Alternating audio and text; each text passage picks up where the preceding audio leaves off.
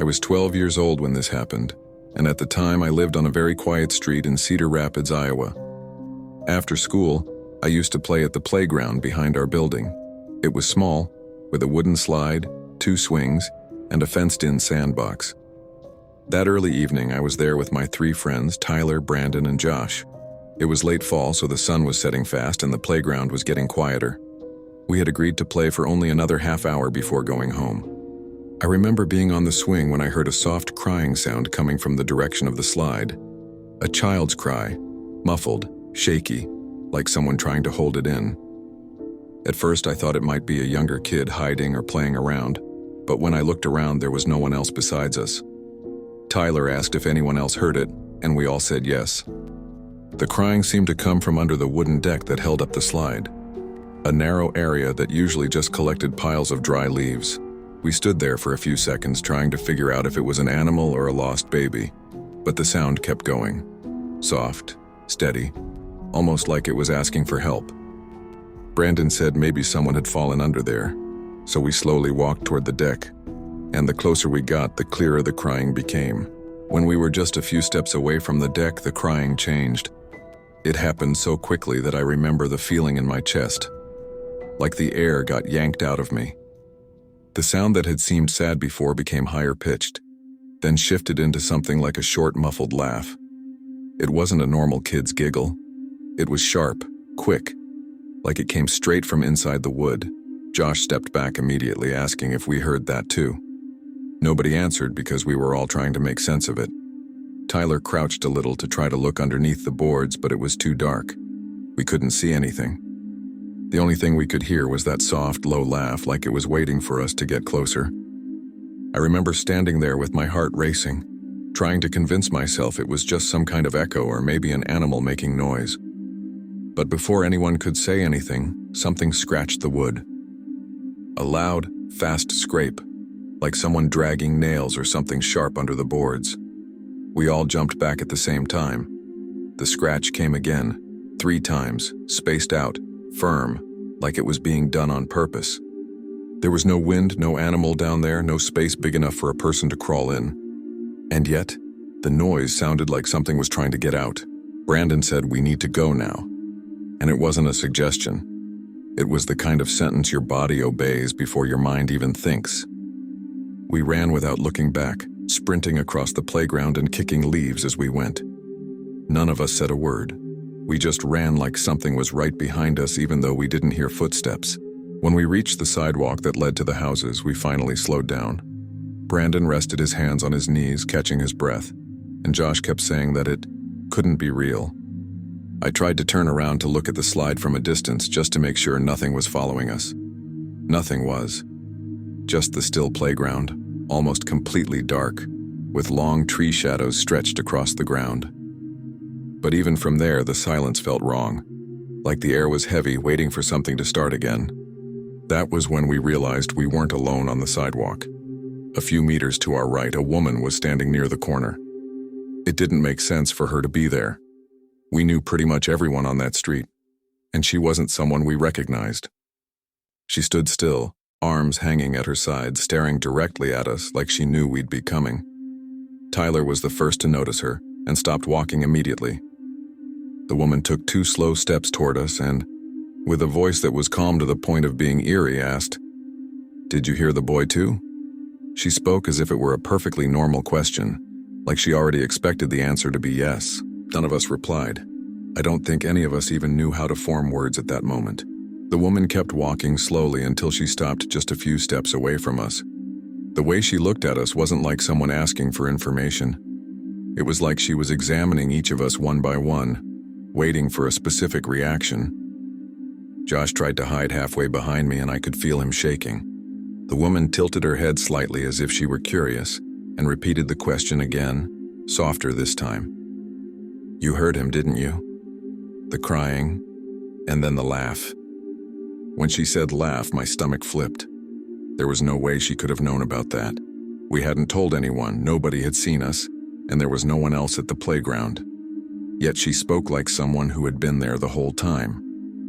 Ashley took a step back and said she needed to go home, trying to pull us along, but the woman stepped forward a little as if she wanted to follow. She didn't reach out, didn't touch us, but she got close enough that I could see her eyes reflecting the street lamp's light. They were too wide, unblinking, fixed. A small smile began to form at the corner of her mouth, and it made my whole body tense.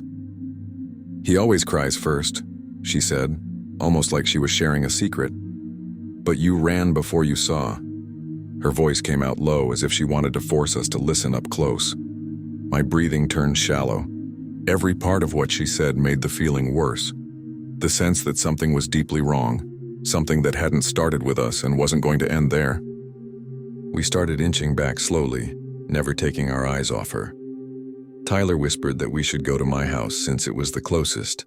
When we turned around, thinking she'd stay where she was, we heard her footsteps behind us. Not fast, not heavy. Short, controlled steps as if she were trying to follow without scaring us. Except that made it even worse. Brandon looked over his shoulder and said, "She's coming." And that was enough for us to do what any kids our age would do: run. We ran down the block like our lives depended on it. But as we ran, her footsteps never sped up. That made everything worse. It was like she knew exactly where we were going, like she didn't need to hurry. When we reached my gate, I started screaming for my mom even before opening the latch. Josh tripped over the curb. Tyler nearly hit the handrail of the stairs, and I managed to unlock the front door with my hand shaking. My mom came running, startled by the noise, but before we could explain anything, all of us squeezed inside at once. She started asking what happened, but the only thing I could do was point to the window. The woman was outside, standing on the sidewalk directly in front of our house. She wasn't running, she wasn't out of breath, she didn't look even slightly tired. She was just standing there. And when she realized we were looking from the window, she stepped closer to the gate and tilted her head toward the glass, like she was trying to see inside our living room. My mom shut the curtain immediately and told us to step away from the window. She didn't fully understand what was happening yet, but from the way I was shaking, she could tell it wasn't a joke. Still, before calling anyone, she went to the door to make sure it was locked. We huddled near the couch, listening to the heavy silence outside. No cars passing by, no dogs barking, nothing but the ticking of the living room clock. Ashley started crying quietly, saying she didn't want to look out the window again, but at the same time she couldn't stop imagining the woman still there, watching. The tension was so thick it felt like the whole house was holding its breath. My mom rushed back from the door, clearly nervous, telling me to take my friends upstairs to my room. As we climbed the stairs, I glanced toward the living room window, just a quick, involuntary movement, and almost slipped on the last step. The woman was closer than before, much closer. She wasn't on the sidewalk anymore. She was pressed against the gate, her face leaning between the metal bars, holding them tightly as if she were trying to peer through. She didn't blink. She didn't talk. She just smiled, that small, tense smile, like she was waiting for someone to open the door. When I realized she saw me looking, I turned my head so fast my neck hurt. We went into my room and locked the door, even though we knew it wouldn't matter if she really tried to get in. The four of us sat on the floor in silence, listening to my mom's footsteps downstairs and waiting for any other sound that might mean the woman had come closer. We heard nothing, which somehow made it worse. Tyler hugged his knees to his chest. Brandon kept repeating that none of this made sense, and Josh, who almost never cried, had tears streaming down his face. I tried to convince myself she was just some strange person, maybe someone with issues, but the truth was nothing about her expression looked human in a normal way. It was like she was imitating a smile. After a few minutes that felt like hours, we heard my mom running up the stairs. She came into the room without knocking and said the woman had left, that she had simply turned the corner and disappeared. She didn't run, didn't look back, didn't say anything. She just left. Even so, my mom called Tyler's dad to say he and the others were spending the night at our house because she didn't want anyone walking home alone. We all went downstairs together, still shaking, and my mom closed all the curtains and checked every lock again. Even with everything closed, it felt like the outside was pressed against the house, like she could come back any second. None of us wanted to eat, drink water, or turn on the TV. We just sat there in silence listening to the house. At some point in the night, I heard a creak on the porch, a sharp sound like someone stepping on the wooden deck my mom had recently installed. I jumped up from the couch, but my mom told me not to look, that it could just be the wind or an animal. But none of the leaves in the yard were moving. We stayed awake until the sky started to lighten. And when there was finally enough daylight to see the gate, we noticed the bars were marked, scratched, as if someone had dragged their nails or something sharp along them. Fresh marks, the same kind we heard under the slide's deck. When the sun was fully up, my mom called a few neighbors to ask if anyone knew the woman. No one did. No one had seen her before. No description matched anyone in the area. The strangest part was what Mr. Hollis, an older neighbor, mentioned. Sometimes younger kids complained about hearing a boy crying near the playground. He said it like it was just some silly superstition among the children. But when my mom asked whether anyone had ever seen a woman hanging around there, he got quiet. He didn't answer. Just closed the door slowly. Even after all of that, I tried to go back to normal life. Avoid the playground, stick close to my friends, not stay out too late. But nothing erased what I felt that night. That cry that turned into a laugh. Those scratches on the wood. The woman standing on the sidewalk like she had been waiting for us. And especially, the way she smiled like she knew exactly what we had heard. Like whatever that was didn't start with us. It just continued. Story 2. I was 25 years old when this happened, and at the time I was living alone in Eugene, Oregon. I had started walking through Hendricks Park almost every night because I was dealing with a lot of stress at work. The trail was quiet, lit in a few sections, and had several wooden benches scattered along the way. After a few weeks, my routine became almost automatic. I'd leave home around 9:20 p.m., get to the entrance of the trail near 9:30, and always follow the same circular path. It was the only moment of the day when I could truly relax, listen to music, and feel like my mind could breathe for a bit. Until I realized someone had started watching me regularly. By the second or third week, I noticed this hooded man sitting on one of the benches. I didn't think much of it at first. People sit, rest, jog. Normal. But what caught my attention was the way he didn't take his eyes off me as I passed. He wasn't looking at the park, his phone, or the ground. He was looking directly at me, still expressionless, not even pretending otherwise. The first night, I assumed it was coincidence. The second night, he was sitting on the exact same bench, same dark hoodie, doing the exact same thing. I tried to ignore it, tried to keep walking, convincing myself he was just another weird person using the park. When it happened a third time, there was no way to pretend it was coincidence. He was on the same bench, same hood, same posture, body leaning forward slightly, hands clasped together, eyes fixed on me. That time, as I walked past, he slowly turned his head, following my movement until I disappeared from his line of sight. My whole body locked up, but I kept walking as if I hadn't noticed. The trail was almost empty that night. All I could hear were my own footsteps and the wind pushing through the trees. When I got home, I wondered if I should change my schedule or route, but part of me felt dramatic. The problem was that the next night he wasn't on the usual bench. He was on another one, farther ahead, almost at the end of the trail, as if he anticipated where I'd be. That hit me immediately. I slowed down when I saw his silhouette because it seemed impossible for him to know the exact time I'd be passing that spot. That's when I started thinking of everything I did without noticing. The time I locked the door, the pace of my walk, the consistency of my routine. My body went cold when I realized I might have become predictable. I passed quickly, avoiding eye contact, but I felt the weight of his stare even after I turned the corner. When I reached the entrance again, almost running, my hands were sweating from nerves. Still, I tried convincing myself it was exaggerated. Too many coincidences, but coincidences nonetheless. The next night, I almost stayed home, but walking was the only thing helping me sleep. I left a little later, trying to break whatever pattern might exist. I arrived at the trail around 9:50 p.m., 20 minutes later than usual, and observed the first stretch for a few seconds before starting. Everything seemed normal. A few dim lamps, a soft breeze, the smell of damp dirt. When I approached the bench where he used to sit, I slowed down without meaning to. The bench was empty. That should have calmed me down, but the opposite happened. My stomach tightened as if expecting something to appear from nowhere. I kept walking, trying to stay relaxed, when I noticed something carved into the bench.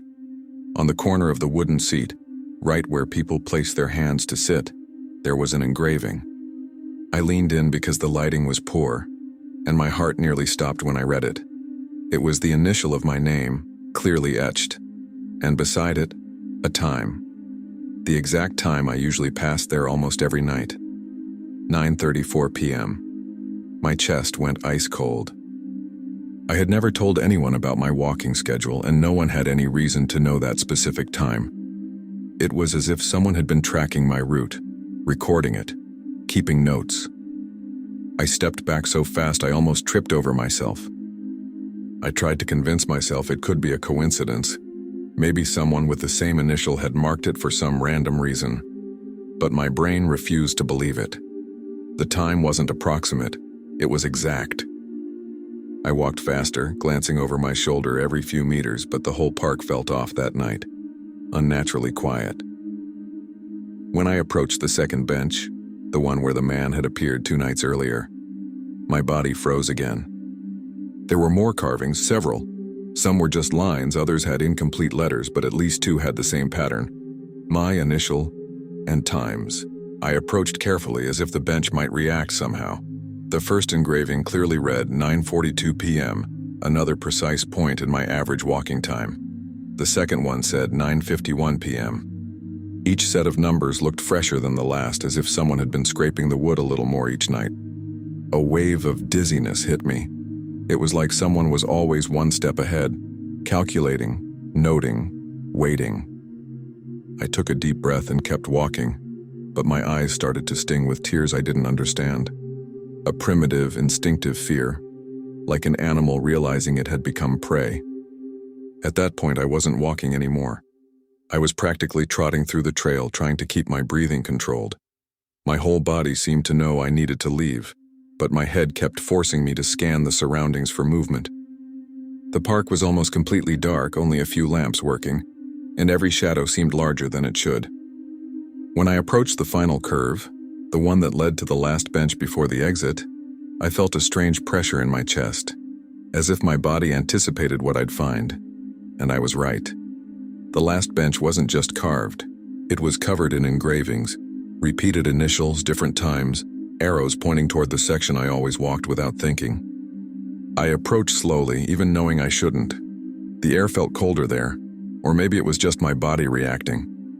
I touched the wood without thinking, and it felt rough, dusty with fresh splinters. Most of the carvings followed the same pattern. My initial carved large, and next to it times, 9:30, 9:47, 9:52, all matching my walking pace. It was impossible to deny it was about me, impossible to call it coincidence. I stepped back, trying to distance myself when I heard something behind the trees. It wasn't a normal step. It was a scraping sound, like someone testing their weight on dry leaves. I turned instantly. Between the trees, a few meters behind the bench, was the man. The same hooded man. He wasn't sitting this time. He was standing, slightly bent forward, hands in the pockets of his jacket, as if he'd been waiting for me to turn at that exact moment. That part of the trail was nearly pitch black, so I could only see his silhouette, but I didn't need more than that. His posture was the same, rigid, fixed, like he was trying to decipher my reaction. My heart thudded so loudly I could hear it in my ears. He didn't move, didn't take a step. He just stood there watching me through the trees, head slightly lowered. My throat went dry. It felt like I had been led to that spot without realizing it. I took 2 steps back, slowly, without breaking eye contact. I wanted to run, but my legs felt locked, like my body couldn't choose between freezing or fleeing.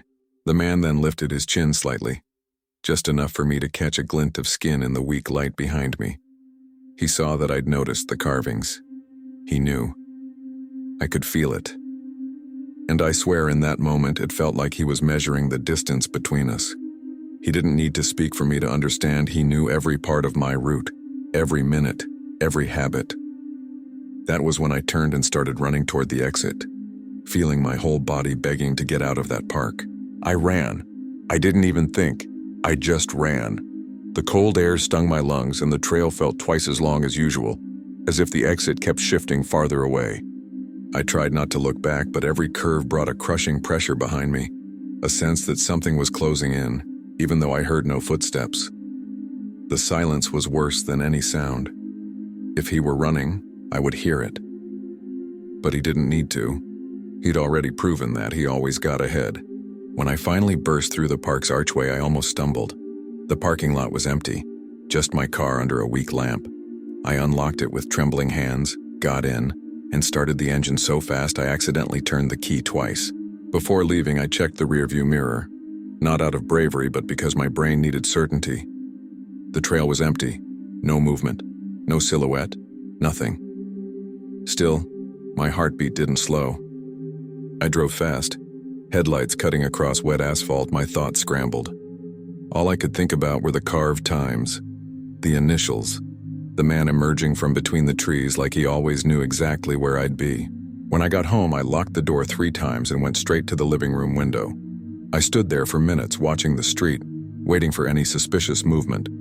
A shadow, someone under the lamppost. I saw nothing. Even so, I closed all the curtains and turned off the lights. My mind kept repeating the same phrase. He knew my schedule. I tried to find logical explanations, but none fit. There was no denying someone had been tracking my routine, engraving it, anticipating it, showing up at the perfect moment. And most disturbing, he never seemed tired, never surprised. It was as if I was always late compared to him. I barely slept that night, waking several times with the feeling that someone was standing right outside my bedroom door. The next day, I went back to the park with a friend, just to see if I'd imagined it. When we got to the main bench, and there was nothing. No carvings, no initials, no marks. The wood looked newly sanded, as if someone had erased everything during the night. My friend laughed, saying I must have confused things. But the cold in my stomach returned instantly, because I knew what I'd seen. And more importantly, I knew what I'd heard behind the trees. I never went back to that trail, but sometimes when I opened my door at night, I noticed something strange. Cars parked where there were none before, streetlights flickering as I walked by, and once I found a small piece of scratched wood on my doormat, with the same initial, and the same time. Story 3. My name is Tyler, and I grew up in a small town in eastern Tennessee near some rural areas where there's basically nothing but farms and dirt roads. When this happened, I was 17, still a senior in high school, and my friends and I used to go driving with no destination on Saturday nights, just to have something to do. It was summer, so the nights were warm and we'd stay out late, usually listening to music and stopping at any clearing or open field we found. On that specific night, we decided to bring some cheap fireworks that Jake's older brother had bought.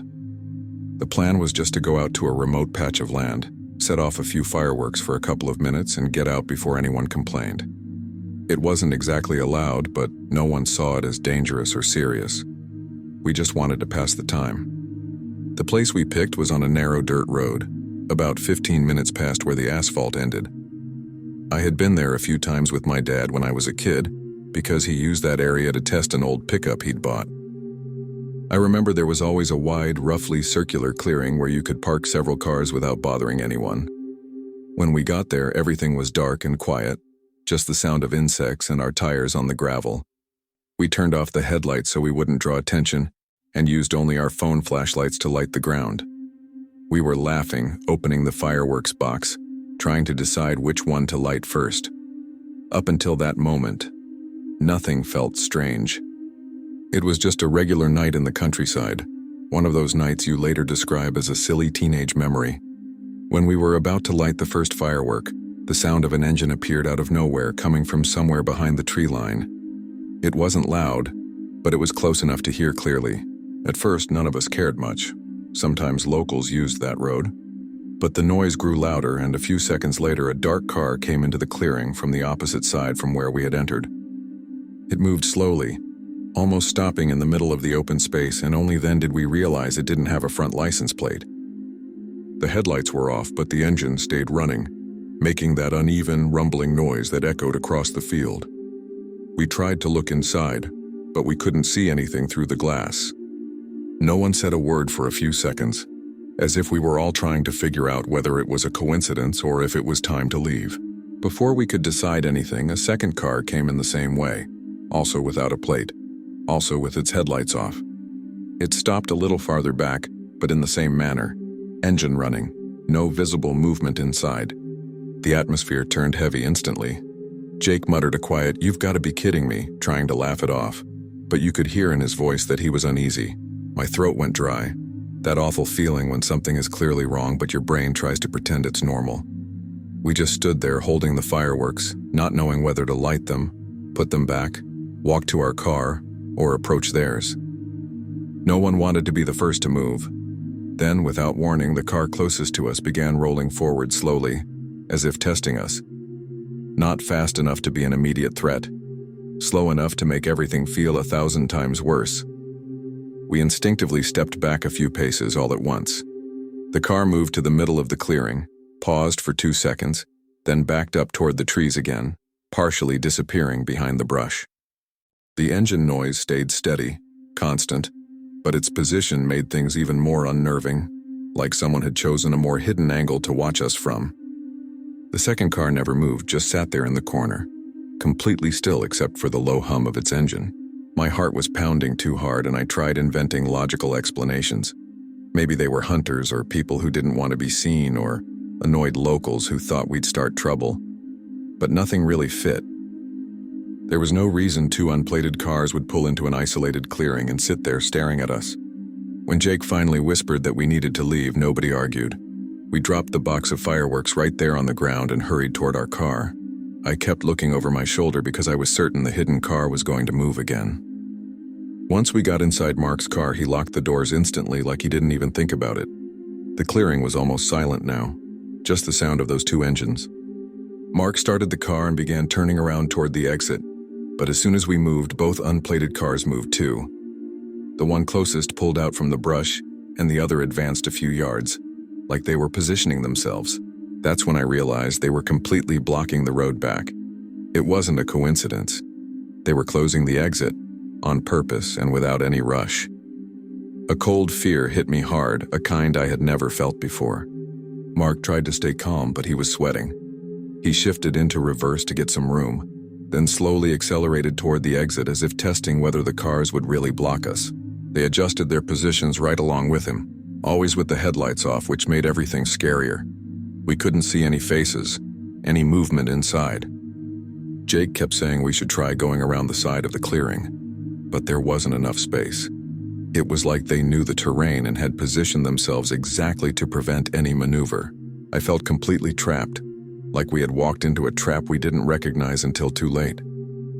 The only light came from our dashboard and the faint moonlight through the branches. Inside the car, the silence was unbearable. No one knew what to say, and no one knew if speaking too loudly would provoke something. When Mark finally pressed the gas harder to try forcing a way out, both unplated cars surged forward at the same time, closing the road even tighter. Then their doors opened. We couldn't tell how many people got out. I only saw silhouettes holding strong flashlights, the kind that make a long, narrow beam. They started sweeping the light across the ground toward us as if searching for something, or confirming exactly where we were. Mark cursed loudly, jerked the wheel and sped toward the opposite side of the clearing, where the road narrowed into almost a single gravel path between old fences. The back of the car skidded, kicking up dust, and someone behind us yelled to go now, as if any hesitation would end badly. The flashlights shifted quickly, aiming straight at us. I can't explain it, but I felt, deeply, that if we stayed even a few seconds longer, something terrible was going to happen. Mark pushed the car as fast as it could handle on that narrow road, and the sound of gravel hitting the wheel wells was louder than the engine itself. I kept looking through the rear window and saw the flashlights moving fast, as if the men had started running back to their cars. A few seconds later, both sets of headlights snapped on at the same time, illuminating the dust in the air, and I realized they had only turned them on now, to find us more easily. My heart felt stuck in my throat and breathing was almost impossible. Every curve felt like we were about to slide into the trees because Mark was gripping the steering wheel so tightly his arms were shaking.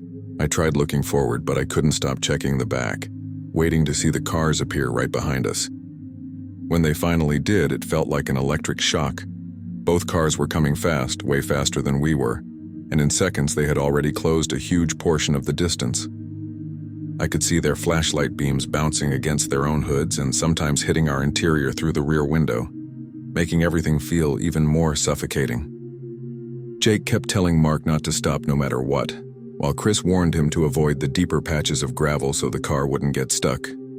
None of it made sense. These weren't pranksters or annoyed locals or hunters. These were people who knew exactly what they were doing, coordinating every move since the clearing and now chasing us as if they had a very specific reason. The road felt endless, and every time I thought they were about to catch us, Mark managed to gain a few more feet on a tighter turn. We spent minutes in that chase, and I completely lost my sense of distance. The road was nothing but gravel, trees, and fences flying past. The car bounced so hard in the dips that my head hit the headrest a couple times, but no one complained. No one said anything except, "Keep going, keep going, keep going." I looked through the back again and saw that one of the cars had disappeared for a moment, but the other stayed right behind, matching our speed almost perfectly. Its headlights shook every time it hit a pothole, lighting up the dust between us. I felt an irrational terror that if they got close enough to tap our bumper, Mark would lose control and we'd hit a tree or flip. The only thing keeping me breathing was the engine still fighting, pushing, somehow holding up through that nightmare.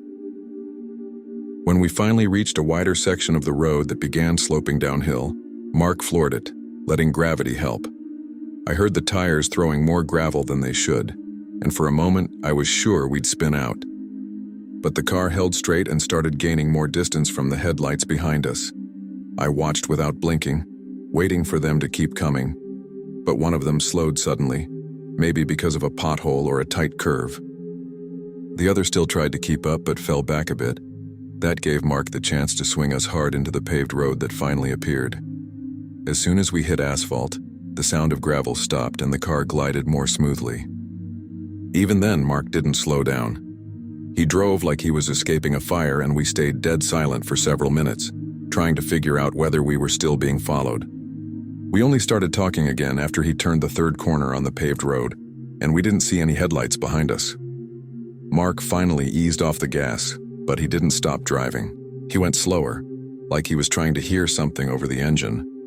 My whole body still felt like it was vibrating from fear, like my heartbeat had stayed behind in that clearing. Jake started checking if everyone was okay, but his voice sounded weird, shaky, like he wasn't sure he was okay himself. My hands were trembling when I finally pulled out my phone. The signal was still weak out there, and the screen seemed to shake in front of me. None of us knew if we should call the police or just go home. It felt like any decision could be the wrong one.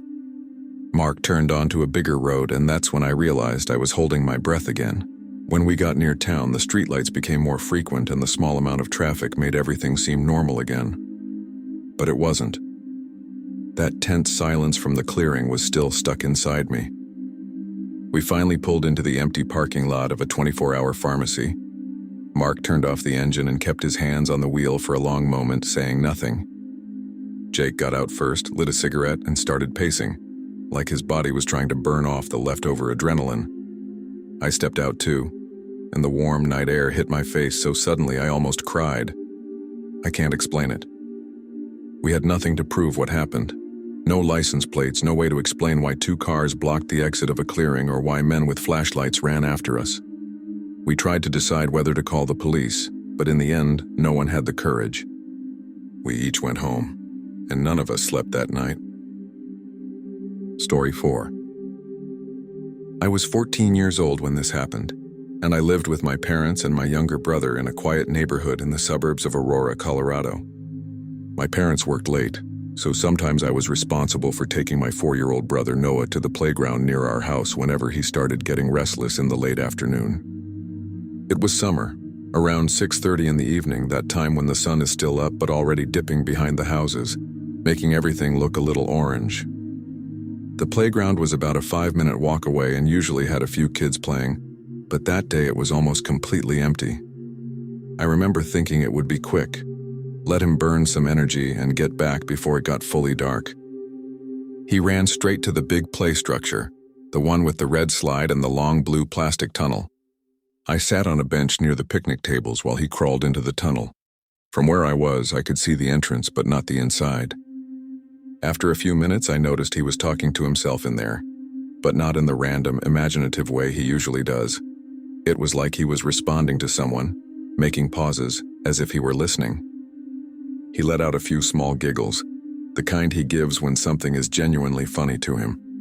At first I thought it was just his imagination, because he does that sometimes while playing. But then I realized he was asking questions and like, "Do you live here? And how did you get in?" and waiting for answers before speaking again. That made my stomach tighten a little, I don't know why. It wasn't normal for him to invent such directed conversations.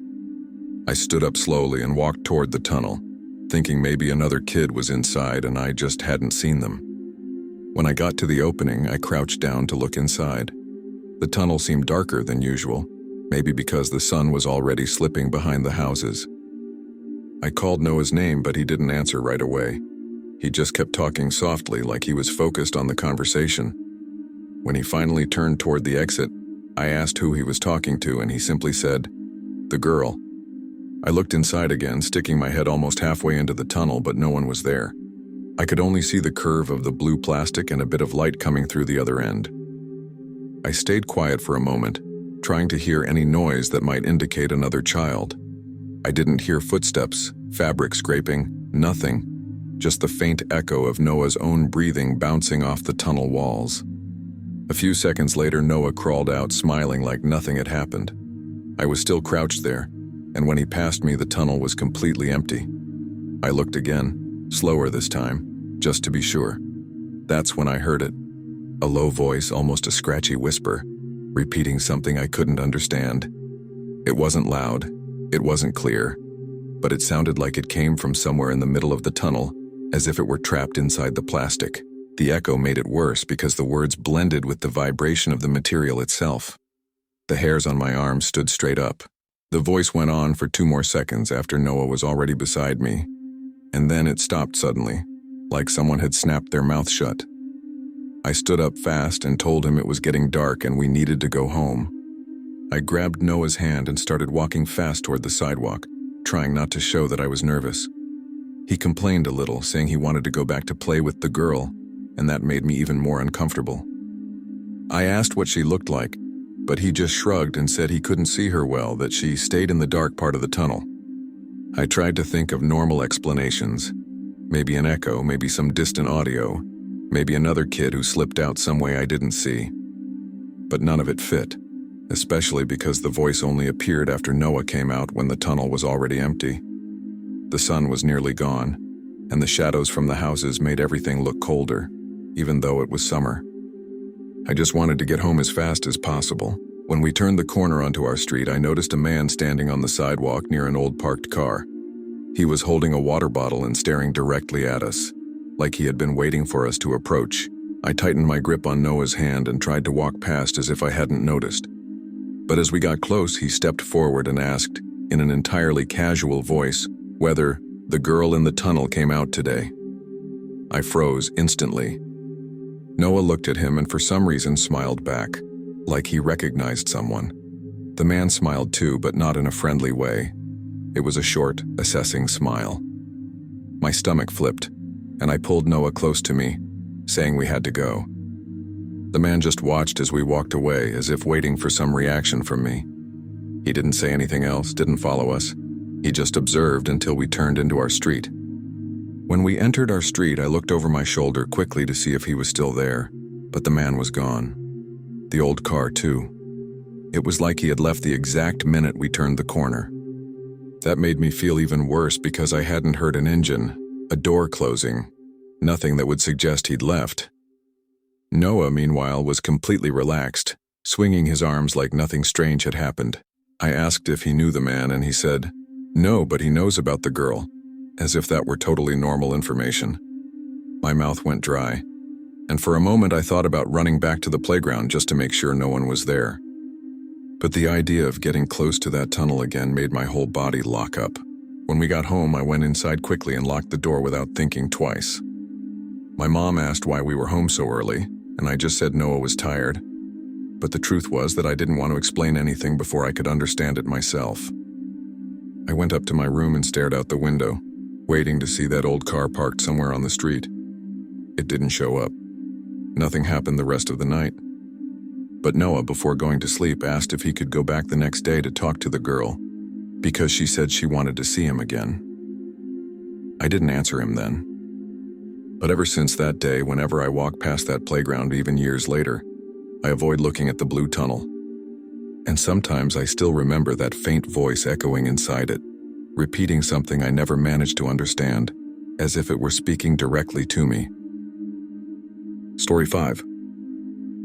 I was 17 when this happened, and I was attending a small public high school in Spokane, Washington. It was late fall, and my audiovisual teacher had assigned a filming project that counted for a big part of our grade. Evan, Madison, and I decided to record at the neighborhood baseball field, because at night it was always empty, and we could use the light from the tall posts that stayed on until around midnight. The field was behind an elementary school with a low fence and a small gravel parking lot.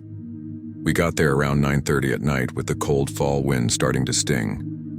I remember the sky was clear and you could hear the faint sound of traffic from the highway. Nothing felt strange. It was just an empty place, lit well enough, with no one around. We started setting up the tripod and organizing the scenes we were going to film. Since it was a simple project, we didn't have much equipment, just the school's camera, an external mic, and 2 small flashlights. Madison was reading the script while Evan tested the audio. I was focused on adjusting the frame, trying to get the field in the background without capturing too much of the street. That's when I heard the sound of an engine getting louder behind us coming from the parking lot. At first I didn't think much of it. Sometimes people stopped there to text, eat something, or wait for someone. But the sound stayed longer than it should have, as if the car had no intention of turning off. I turned my head slightly and saw the lights of a black Jeep slowly entering the lot, its engine rumbling without lowering. The Jeep stopped near the fence of the field, angled in a way that had the front pointing directly at us. The headlights stayed on, lighting part of the grass and casting long shadows behind us. For a few seconds, none of us said a word. Evan muttered a frustrated "seriously," thinking the driver was about to ruin our recording. Madison tried to ignore it and kept reading the script, but I could see she was glancing sideways at the car. Something about it felt off. The Jeep hadn't turned off the engine, hadn't rolled down any windows, nothing. It was just sitting there still, like it was waiting for something.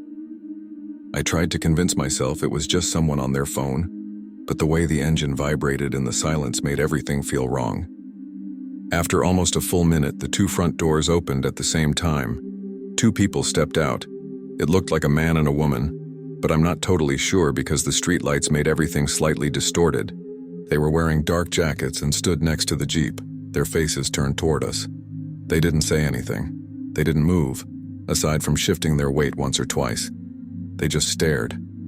Madison stopped reading the script mid-sentence. Evan turned off the microphone without taking his eyes off them. I felt this pressure in my chest, that kind of feeling where you know something isn't right, but you don't want to admit it. We weren't doing anything wrong. We had no reason to draw their attention. But they stood there unmoving, watching us like we were being evaluated for reasons we didn't understand. We tried acting like nothing was happening, but it quickly became impossible to keep filming. I whispered to Evan that maybe we should wait for them to leave, but he just shook his head, still staring at the Jeep. Madison asked if we should move to the other side of the field, but that would have put us farther from the street and closer to the dark area near the trees. I didn't want to suggest anything. Every option felt bad. The hum of their engine behind them and the total silence from the 2 of them created a horrible contrast. They weren't talking to each other, weren't checking their phones, weren't smoking, just watching. And the longer it went on, the clearer it became that this wasn't a coincidence. After a few minutes that felt a lot longer than they actually were, Madison said she wanted to leave. Her voice was shaky, like she was trying to hold her fear together.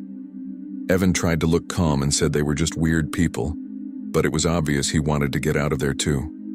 I shoved the camera back into the case without even putting the lens cap on, just stuffing everything inside. We began walking toward the exit of the field, a little too fast for people trying to act normal.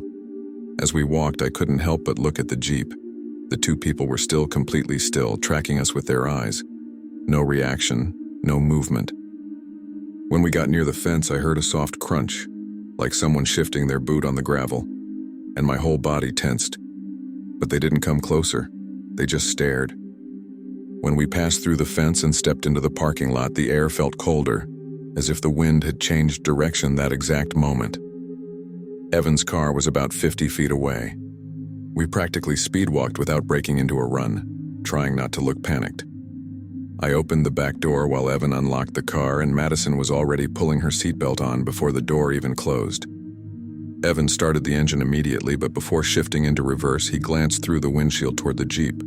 The two people were still there, standing, watching us. He muttered a quiet, "What the hell?" and finally put the car in motion. I kept my eyes on the rear window as we pulled away a little, just to see if they would get back into the Jeep. They did. They both got in at the exact same time, like it was synchronized. As soon as Evan turned the car to exit the parking lot, I saw the Jeep's headlights flash on intensely for a second, flooding everything behind us with light. I thought they'd stay there, but no. As soon as we started moving, they started moving too. Slowly at first, just matching our pace. Their engine was heavier, louder than Evan's car, and you could hear it even with the windows up. For a moment I thought they might pass us or turn a different way. But when we reached the main street, the feeling got worse. Every time Evan checked the rearview mirror, the Jeep's headlights turned off instantly. It was like they were shutting them off every time they noticed we were watching. A few seconds later, the lights would turn on again, but closer. Evan began speeding up, even though the street was almost empty. The houses on both sides passed by quickly, and I kept watching through the back window, trying to figure out the Jeep's pattern. Every time I looked straight at it, the headlights went out almost immediately, leaving only the dark outline of the vehicle behind us. When I turned away or moved my head, the lights turned on again, always closer than before. Madison started really panicking, asking Evan to drive somewhere busier, but at that hour almost everything was deserted. I kept searching for some logical explanation. Maybe an electrical problem with the Jeep. Maybe they were messing with us. Maybe they were just bored. But none of that explained the way they stared at us at the field. None of it explained the synchronized way they moved. When we turned onto a wider avenue, Evan sped up even more. I felt the car shake a little, but he didn't take his foot off the gas. I thought we'd finally lose the Jeep, but no. They stayed behind us, keeping almost the same distance, and then something happened that made my stomach drop. When we crossed a brightly lit intersection, I looked directly out the back window. The Jeep's headlights shut off immediately, but because of the streetlight, I could see they were dangerously close. Too close. It was like they were tailgating us without wanting their lights to give them away. I told Evan to turn left at the next block just to try to break the pattern. He turned fast, almost skidding, and Madison whispered a shaky, "Oh my God." When we turned into the dark street, we spent a few seconds without seeing the Jeep. For a moment I thought they had given up. Evan slowed a little, trying to see through the mirror if they were really gone. The street was completely empty, just a few porch lights and the tree branches moving in the wind. I kept staring out the back window for several seconds, waiting to see the Jeep come around the corner. Nothing. No headlights, no engine sound, nothing. Madison let out a breath, trying to convince herself it was over. Evan said he'd turn onto another street just to make sure, and he turned carefully this time. I started to relax a bit, but something still felt wrong. It was like the quiet didn't fit what had just happened, but when we turned again, everything got worse. I heard the sound before I saw anything, that same heavy engine rumble from the Jeep, but coming fast from behind. When I looked through the rear window, the headlights were off again, but the Jeep was only a few yards away, speeding straight at us. It must have taken another route, like it knew exactly where we were going. Evan cursed loudly and accelerated instantly. Madison started crying, telling him to get to the main road, but there were still 3 pitch-dark blocks before we would reach it. I felt my body slam back into the seat as Evan floored the gas. Even then, the Jeep kept coming, always with the headlights off, like they didn't want to be identified even while chasing us. The distance was shrinking right so fast it felt impossible for Evan to keep ahead, because he realized that if we went straight, the Jeep would ram our back bumper. The turn was so sharp I hit my shoulder on the door and Madison grabbed the back of the front seat. The street we entered was even darker, lined with huge trees blocking the streetlights. I looked behind us again and saw the Jeep turning immediately after, without slowing down at all. It was like they knew exactly what we were going to do, like they were anticipating each movement. For a split second, the headlights flashed on again, lighting the inside of their car, but we still couldn't see any faces, only silhouettes. Then the headlights went off again and I felt my stomach drop. They didn't want to be seen, they didn't want to be identified, and they were following us on purpose. When we finally reached the main avenue, Evan entered without waiting for the light. Thankfully, no cars were coming. It could have been a disaster. The moment the tires hit the brighter asphalt, he sped up hard, heading toward the city center. I kept watching behind us, waiting for the Jeep to appear around the corner like before. But this time, nothing showed. The avenue was completely empty, as if no one had chased us through the neighborhood for the last 10 minutes. Madison kept repeating, it's not coming, still crying. And Evan kept driving fast for several blocks before finally slowing down. The feeling inside the car was awful. There was no relief, no certainty. It felt like the Jeep could reappear at any second, lights off, silent, in that same way it had been appearing all night. Story 6. I was 16 when this happened, and I lived in a small town in Ohio called Twinsburg. It was early fall, late September, that time of year when the nights start getting cold and the wind smells like dry leaves. I had spent the afternoon at my friend Josh's house, and I ended up leaving with his bike because mine had a flat tire. I promised I'd return it that same day, and since my parents were busy, I decided to walk to the municipal park where he'd be playing basketball with his brother. The park was about a 10-minute walk from my street, past 2 calm residential blocks and an open area with some really old streetlights. I left the house around 8:30 at night, the sky already fully dark but still busy enough that I didn't feel unsafe. When I got to the park, Josh was already leaving, so I just gave him the bike and talked for a few minutes before deciding to head back. On the way home, I chose to cut through the park's open area because it was a shorter route, and I had walked that path countless times. That's when I noticed something strange. One of the streetlights, the third in the row, and had been burned out for weeks. Everyone in the neighborhood joked that the city would never fix it. But this time, there was someone standing directly under it. A woman. She was standing perfectly still, facing forward. There was no light there, so I could only make out the outline of her body, and a faint shine on what I assumed was her face. I slowed down unintentionally, trying to understand why someone would be standing exactly in that dark spot. Alone, at that hour. I tried not to stare directly because I didn't want to seem weird in case she was just waiting for someone. But the closer I got, the stranger it felt.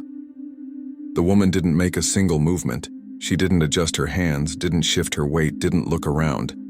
It almost looked like she was holding her breath. The only thing that stood out was how rigid her shoulders were, like she was forcing her body to stay in that position. I thought about crossing to the opposite side of the path, but that would have put me even closer to her for a few meters. So I kept walking, trying to focus on the ground while that uncomfortable feeling grew in my stomach. She didn't look like someone checking a phone or waiting for a ride. She looked like someone standing there. Just standing. When I was about 10 feet away, I heard the soft sound of fabric shifting, like she had made the slightest movement with her head. And then, without making any louder noise, she turned her face toward me. Slowly. Not a sudden jerk. A slow, almost calculated turn. I couldn't see her eyes clearly because of the darkness, but I could tell she was looking at me. My body froze for a split second, but I forced my legs to keep moving. I just wanted to get past her without drawing attention. It felt like she was examining each detail of my movement, as if she were deciding something about me. When I finally walked past and had her behind me, I heard another faint shift, like she had turned her body slightly to keep following me with her gaze. I didn't look back. I knew that if I turned around, I'd make everything worse, so I kept my eyes glued to the sidewalk and tried to breathe in a way that didn't sound panicked. The park suddenly seemed much quieter than before, like the sound of the nearby cars had faded on purpose. I wanted to get out of that area fast, but I didn't want to run. Each step felt heavier than the last, and the sensation of being watched stuck to the back of my neck. When I finally reached the end of the field and stepped into a lit area again, I stopped for a moment, pretending to adjust my jacket just to catch my breath. My heart was racing so fast I couldn't control it. I knew I needed to get home quickly, but I couldn't ignore what had just happened. I decided to take the parallel street on the way back. A residential street with houses close together, porch lights on, and a few parked cars. I thought it would be safer, and that there was no way the woman could get there fast enough. It was impossible for her to reach that street without me noticing, since the shortest route required going all the way around the park. So I started walking along the parallel street, calmer now, trying to convince myself I'd exaggerated everything. Maybe she was lost, maybe she was waiting for someone, maybe the way she looked at me was just coincidence. And for a few minutes I almost believed it. The streetlights were bright, and the normal movement of the neighborhood helped me relax. I was almost halfway down the street when something made me slow my steps. At first I thought I was imagining it, but my body reacted before my brain did. The streetlight a few yards ahead was out, the only one on that entire road, and standing directly under it, centered on the sidewalk, was the same woman. Her posture was identical, rigid shoulders, arms glued to her sides, face pointed forward. She couldn't be there. There was no route that would let her arrive that fast without me seeing. My stomach dropped instantly. The street was quiet, but not in the usual way. It was like all the ambient noise had been swallowed. I stopped walking without meaning to, trying to understand if my eyes were tricking me. They weren't. It was her. I stood there for 2 seconds that felt like a lot longer. Part of me wanted to call someone, but my hand wouldn't move toward my phone. The other part wanted to run, but I knew doing that would only draw more attention. The distance between us was too small for me to pretend I hadn't seen her. When I took the first step to try crossing to the opposite sidewalk, she turned her head the same way she had in the park. Slowly, like she was analyzing every movement I made. A cold wave ran up my spine, the kind of fear you can't rationalize. She didn't speak, didn't step forward, didn't gesture. She just followed me with her eyes, like she was waiting to see what I would do next. I decided to cross to the other side of the street, trying to keep as much distance as possible. My steps were quick, but not quick enough to look like running. As I crossed, I felt my gaze pulled toward her again, even though I didn't want to look. The woman stayed under the dead street light, completely still, as if she were attached to the spot. The only part of her that moved was her head, following my path. I couldn't see her face clearly, but something about the way she tilted her neck felt wrong. Too precise, too slow, like she had all the time in the world to study me. When I reached the other side, I deliberately looked away and pretended I was just walking home, even though my hands were sweating inside my pockets. As I passed her position, I realized I needed to reach a place with more activity. Porch lights, people outside, cars driving by. Anything that would break the feeling that it was just the two of us there. The street felt longer than I remembered, and each step made my chest tighten more. I tried to control my breathing, but it was hard. After about 60 feet, I risked turning my head slightly, just enough to confirm if she was still there. She was. Not only that, she was still fully motionless, watching me walk away. And the worst part, for a moment I had the distinct feeling she was closer than before, even though I hadn't seen her move. It didn't make sense, and nothing did, and that only made my body tense up more. I don't know how long I walked like that, trying to look normal while every part of me just wanted to run. When I finally turned the corner into the next street, I felt a small wave of relief, like a simple change of scenery could protect me. This street was brighter, with 3 houses still lit inside and a slow-moving car in the distance. The normality of it all made me relax for a few seconds. I started to believe that if I just kept walking, all of this would turn into a scary coincidence I'd laugh about later. I almost convinced myself, until I looked forward again and my entire body froze before I even realized why. About 100 feet ahead, there was another burned-out streetlight, one I'd never noticed before, and standing under it, in that same rigid posture, was the woman. Again, there was no physical way she could have reached that spot so quickly. I had just turned the corner, passed houses, seen a car go by. She couldn't have overtaken me without being seen, couldn't have looped around the block in seconds. It was impossible. And yet, she was there, the same way as before. Her face pointed forward until she sensed I had stopped.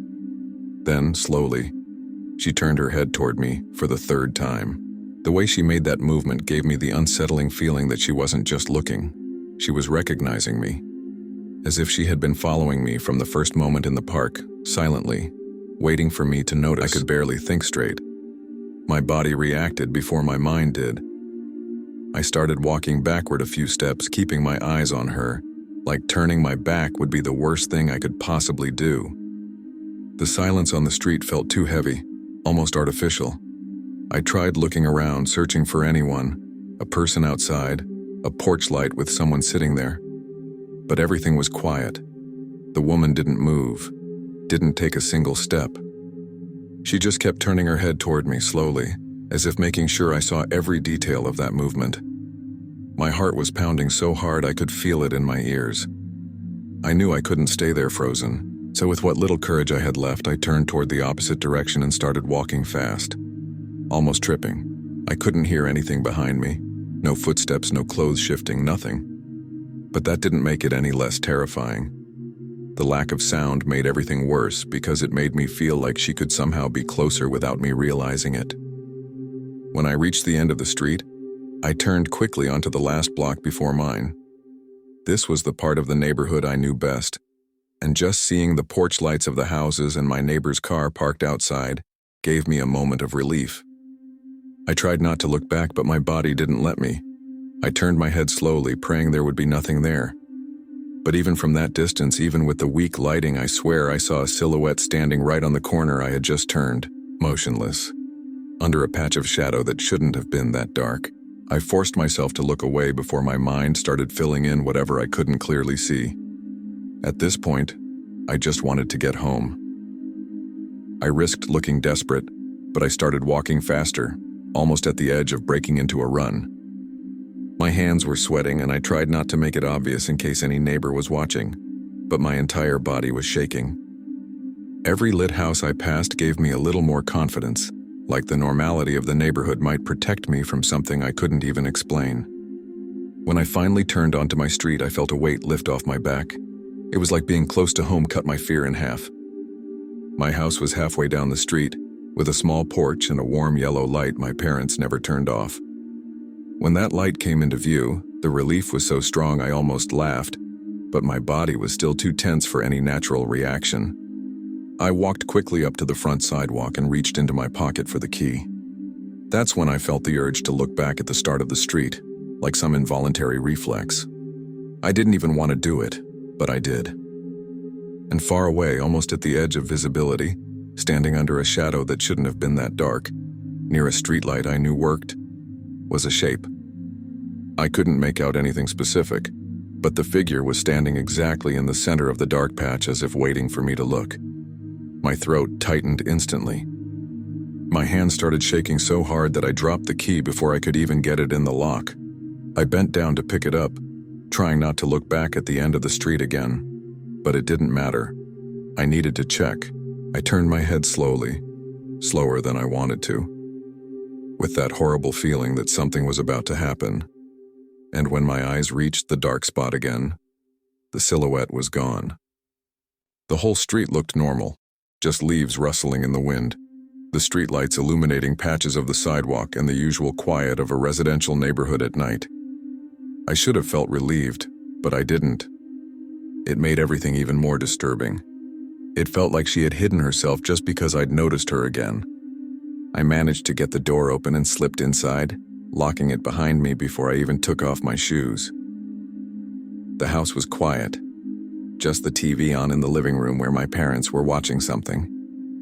I tried to act normal, went up to my room and stood behind the curtain looking out the window facing the street.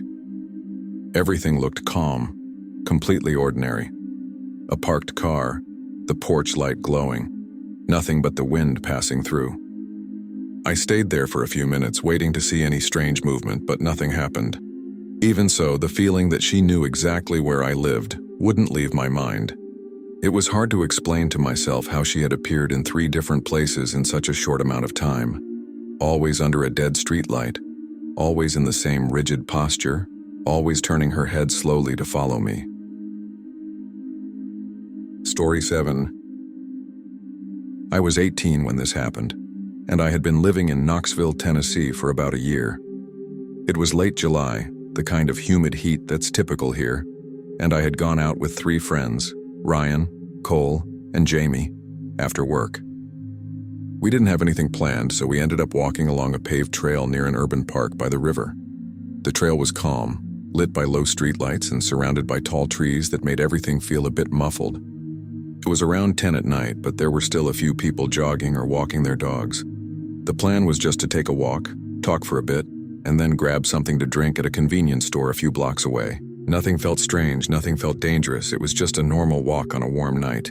After about 20 minutes, the trail started to empty out.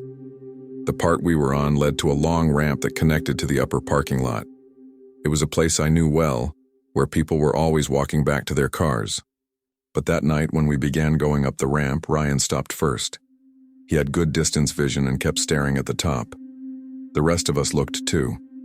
Up there, standing exactly in the center of the exit, were 3 men. All wearing black hoodies pulled down low enough to cover most of their faces. They were standing in a line, shoulder to shoulder, completely blocking the passage. They stood there without speaking, as if they already knew we were going to appear at that point on the trail. When we realized they weren't moving, Cole tried to make a joke, something like maybe they're waiting for an Uber. But his voice came out strange, too quiet. No one laughed. The distance was far enough that we couldn't see their faces, but close enough to make it obvious they were staring straight at us. There wasn't a single sound coming from them. No footsteps, no shifting clothes, no movement.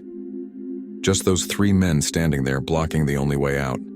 We stood frozen for a few seconds, not knowing what to do. Jamie grabbed Ryan's arm and asked if maybe we should wait for someone else to pass by, but the trail behind us was completely empty. The air felt heavier, like the heat had suddenly intensified. We tried to keep walking as if nothing was wrong, just so they wouldn't see we were scared. But as soon as we took our first steps, the 3 men started coming down the ramp, all at the same time. Slowly, in sync, like they had rehearsed it. They didn't run, didn't speak. They just descended in silence, maintaining the same rigid posture. The sound of our footsteps echoed on the pavement, but theirs didn't. With every passing second, they took up more space in our field of vision, and the feeling that this wasn't a coincidence grew stronger. I felt Ryan stop again, and Jamie began breathing too fast. The only thing going through my mind was that we needed to get out of there before they got close enough to trap us. Ryan was the first to say we needed to leave the trail, and no one disagreed. He pointed to the side where the pavement ended and a patch of woods began, thin trees and thick underbrush. Not exactly a path, but the only option before the men reached the middle of the ramp. Jamie hesitated, saying she didn't want to go into the woods at night, but Cole practically pulled her by the arm. I looked up the ramp one last time. The men were still coming down at that same slow pace, not in any hurry, but still moving toward us steadily. They didn't try to run after us, and for some reason, that made everything even scarier. It was as if they knew we were going to run into the woods anyway. We left the trail and went straight into the brush, pushing branches and leaves away with our arms. The air inside was more humid and suffocating, and the sound of insects was so loud it became almost irritating. The paved trail was still visible behind us for a few seconds, but as soon as we went deeper, everything went dark. The ground was uneven, full of roots, and it was impossible to keep a straight direction. Ryan kept saying we needed to head left, but Jamie wanted to go straight to try to cut across. I just tried not to trip while listening to my own heartbeat pounding in my ears. We didn't know if the men had followed us into the woods or kept going down the ramp.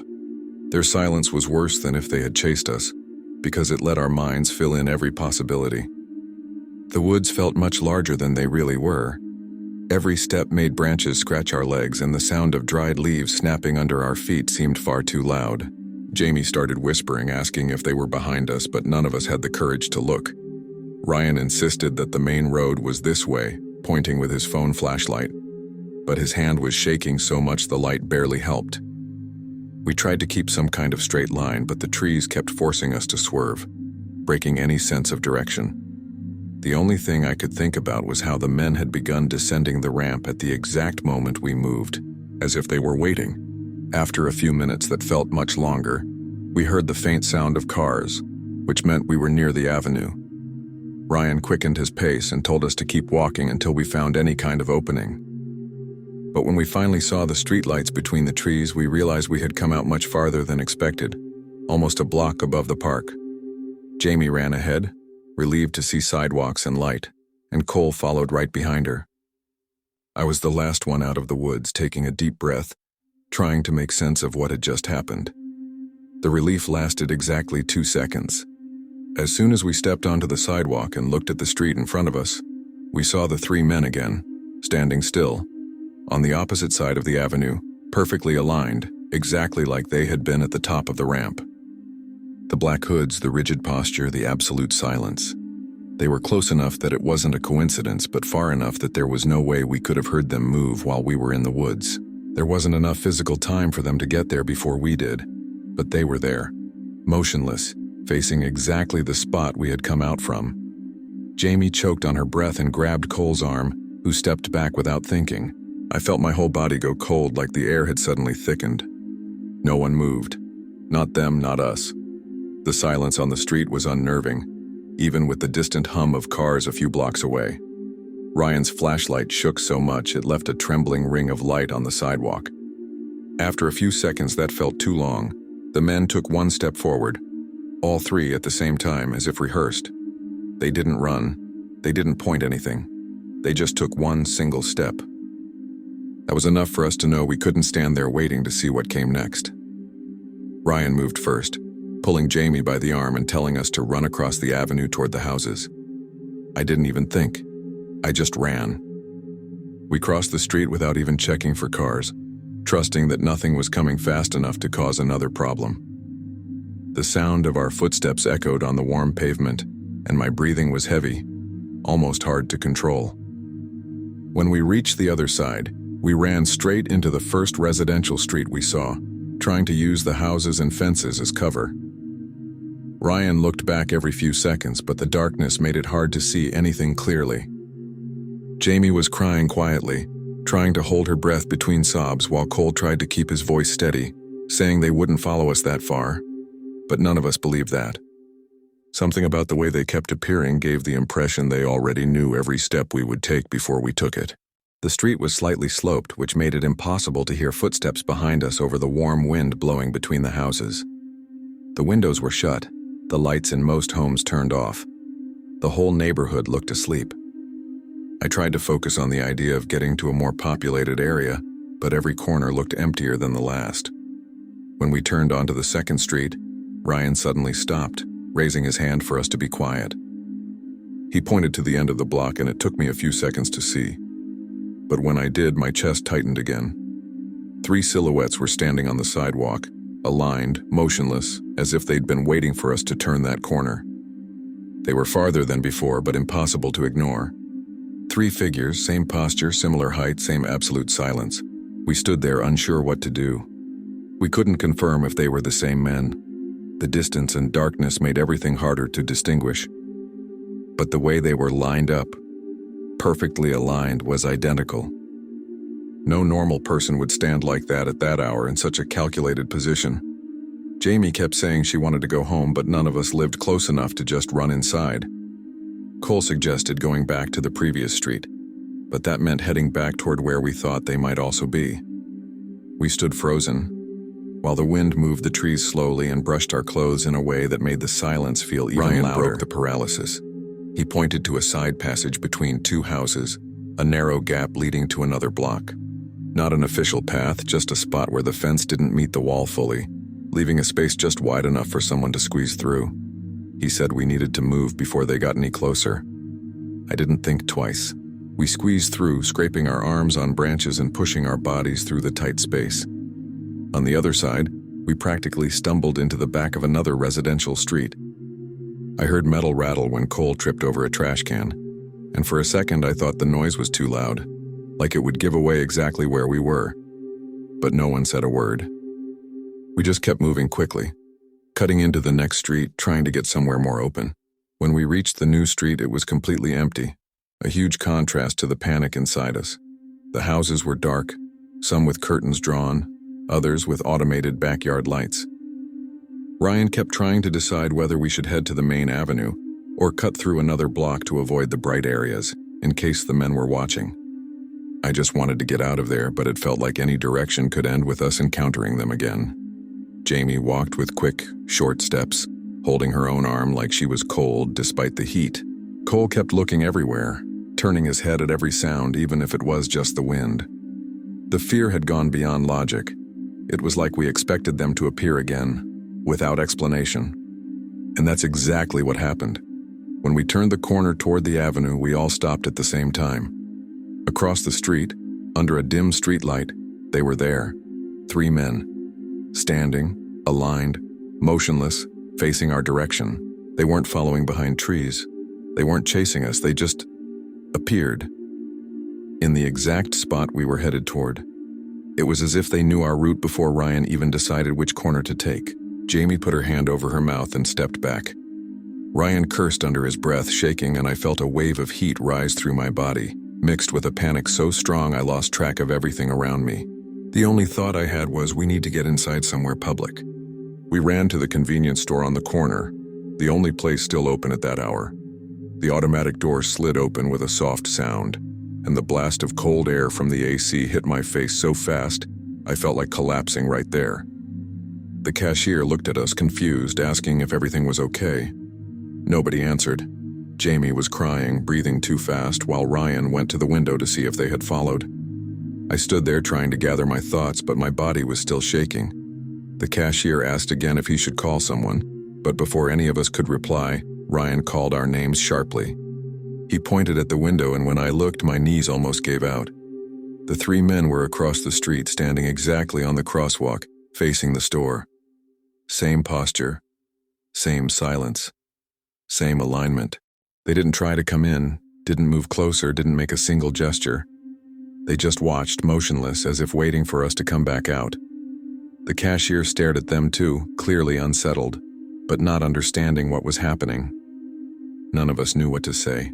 This wasn't a robbery, it wasn't an explicit threat, it wasn't something we could logically explain to ask for help. It was just wrong, deeply wrong. We stayed inside the store for almost 40 minutes. Every time the cashier glanced at them, his face got weirder. And the men didn't leave, didn't take a single step. The street, already quiet, looked even more deserted with the 3 of them standing there. When a car finally drove by and its headlights swept across that part of the avenue, hitting their faces directly for a split second, it was like a curtain dropped. They were gone, not leaving, already gone, as if they had never been there. The streetlight illuminated nothing but empty asphalt. The street looked normal again. The cashier asked if we wanted him to call someone. Ryan called his dad, who arrived in 15 minutes and drove everyone home without asking too many questions. I couldn't sleep that night.